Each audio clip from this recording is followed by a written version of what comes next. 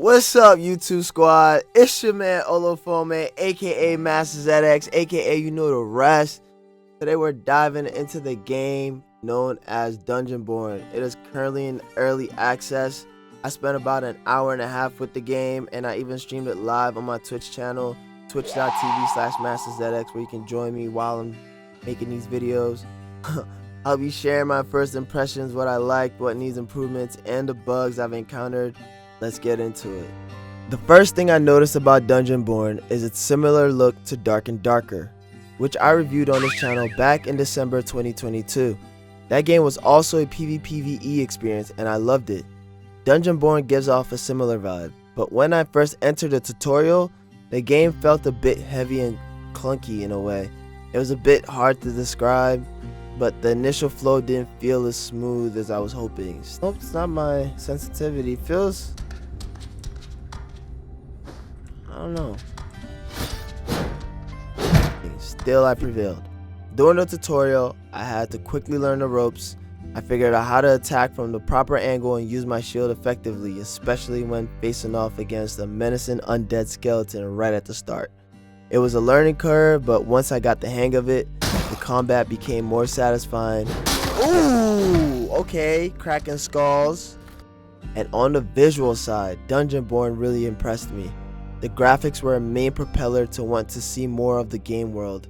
The game world is immersive with detailed environments and character models. The lighting and effects add to the overall atmosphere, making the game visually appealing. Pick up some loot. Premium silver goblet. An intricately designed silver goblet. The merchant would pay a fair price for this. So this is what loot looks like in this game. Cool. Combat in Dungeonbourne feels engaging and satisfying. Attacking and defeating monsters is enjoyable at first.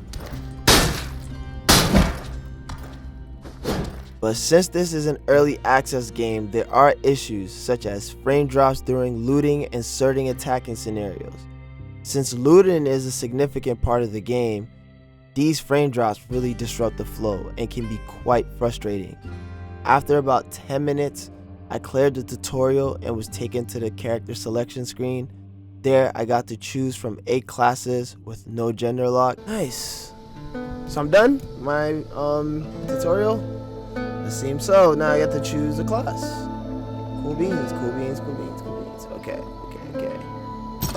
Oh, and it's lagging though. Switching through these classes.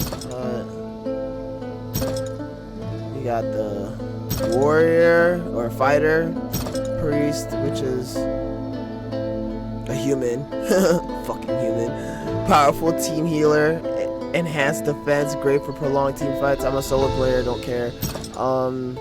Another human. I went with the Swordmaster, of course, but here's a quick rundown of the classes available: fighter, priest, rogue, pyromancer, death knight, pyromancer, Swordmaster, and druid. It's great to see such a variety of options. Oh wow, there's customization! The character customization in Dungeonbourne is pretty limited, especially when compared to Throne and Liberty, an open beta MMO I recently reviewed on this channel you can go check out. While it's not as extensive, there are still enough options to create a somewhat unique character. After setting up my character, I ended up choosing what you see here on the screen. I selected my skills and traits. I was taken to the lobby, and there I found the lobby to be extremely overwhelming and poorly designed. It took me forever to find certain features like how to open my stash. The game inconspicuously labeled it as press tab at the very bottom of the screen. Why not just have a visible stash option to click? Felt very weird and inconvenient, which made navigating the lobby a frustrating experience. Once I finally got into a game, this is where the early access effects really started to kick in. This is a pretty dark I was thrown game. into this beautiful and immersive world with my Swordmaster, using my soul, giant rat, my bro. soul, whatever skills, my soul Swordmaster skills, cool, flashy skills to kill things, but it just never left the taste in my mouth how laggy the looting experience was. It was dreadful. I was realizing two things. Like, I don't really feel like playing this anymore. I had no fear of death like I did in Dark and Darker, you know, and this is supposed to be a PvP game. Where's the PvP? There were no players around and no kills on the kill log. It all felt very bland. Bro.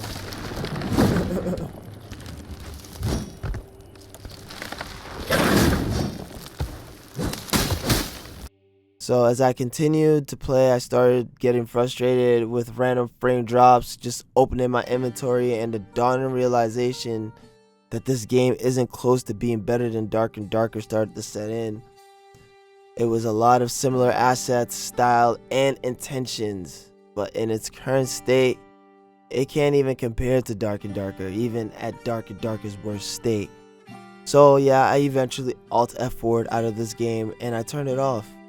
The game is not good. It's not good right now, or maybe it's not good enough for me, or it will never be good. But I won't give it a score because it's still in early access, and who knows how long that'll be. But if you're going to plagiarize, at least make it smooth. That's it. There's nothing else I have to say for Dungeonbourne. Thanks for tuning in, squad. I really appreciate it. If you enjoyed this video, don't forget to like, comment, and subscribe for more gaming content. And don't forget to check out my Twitch stream at twitch.tv/MasterZedX. Until next time, it's your man Olafoma, aka MasterZedX, signing off. Peace. If you like Dark and Darker so much, go play that then. I think I will. I honestly think I will, dude. This game is just like too slow for me. I mean, don't get me wrong, it's cool.